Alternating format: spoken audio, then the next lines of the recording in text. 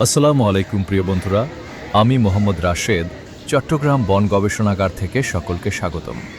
বাণিজ্যিক রাজধানী বন্দরনগরী চট্টগ্রাম মহানগরীর পাঁচলাইশ থানার অন্তর্গত ৮ নম্বর সুলকবহর ওয়ার্ডের ১৬ শহর রেলওয়ে জাংশনের পূর্ব পাশে এবং মাধ্যমিক ও উচ্চ মাধ্যমিক শিক্ষা বোর্ড চট্টগ্রামের উত্তর পাশে বন গবেষণা ইনস্টিটিউটের নিজস্ব এলাকায় বন গবেষণা ইনস্টিটিউটের তৎকালীন কর্মকর্তা ও কর্মচারীদের সক্রিয় সহযোগিতায় মনোরম প্রাকৃতিক পরিবেশে ১৯৭৭ সালে বন গবেষণাগার আবাসিক এলাকায় গণপ্রজাতন্ত্রী বাংলাদেশ সরকারের কৃষি মন্ত্রণালয়ের তারিখ ১৮ জুন ১৯৮৯, ইংরেজি ৪ মার্চ ১৯৯৬, বাংলা অত্র বিদ্যালয়ের নামে ২.25 একর জমি বরাদ্দ করে।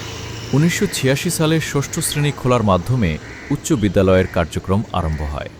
১৯৮৯ সালে মাধ্যমিক ও উচ্চ মাধ্যমিক শিক্ষা বোর্ড কুমিল্লা থেকে নবম শ্রেণী খোলার অনুমতি লাভ করে এবং ১৯৯১ সাল থেকে শিক্ষার্থীরা মানবিক ও বিজ্ঞান শাখায় এসএসসি পরীক্ষায় অংশগ্রহণ করে।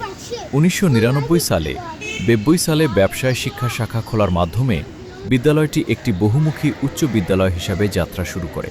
১৯৯৩ সালে প্রধান শিক্ষক সহ সর্বমোট ১৬ জন শিক্ষক এবং ১ জন তৃতীয় ও ৩ জন চতুর্থ শ্রেণীর কর্মচারী সহ মোট ২০ জন শিক্ষক কর্মচারী সরকারি অনুদানভুক্ত হয়। তৎকালীন শ্রম ও জনশক্তি বিষয়ক মাননীয় মন্ত্রী জনাব এম এ মান্নান সাহেবের প্রচেষ্টায় সরকারি অনুদানে ১৯৯৮ সালে উত্তর পাশে ২ কক্ষবিশিষ্ট একতলা পাকা লাইব্রেরি ভবনটি এবং ২০০১ সালে ৭ কক্ষবিশিষ্ট ২ তলা একাডেমিক ভবনটি নির্মিত হয়।